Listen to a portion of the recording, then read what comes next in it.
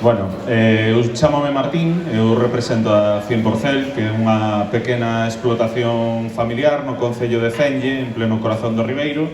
Nós somos os que somos un pouco raros, que en vez de facer viño, criamos porcos tamén.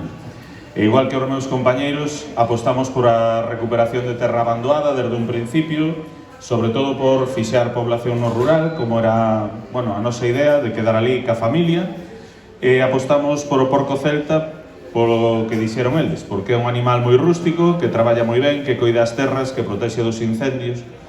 Pero, sobre todo, eu sí que o podo decir, para mí o porco celta é diferencial, tanto a hora de traballar no campo como a hora de telo no plato.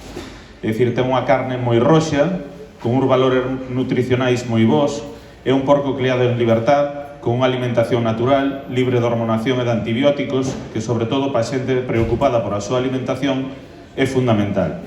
Hoxe aquí imos probar distintas pezas, donde imos poder ver que o sabor desa carne é completamente distinta do porco blanco. De feito, se se pudera ver, non diríamos que é un porco blanco, sino que é unha carne moi oscura como se fora unha tenreira.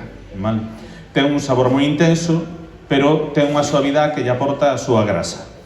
Entonces, eu o que vos invito é que disfrutedes da xornada, gracias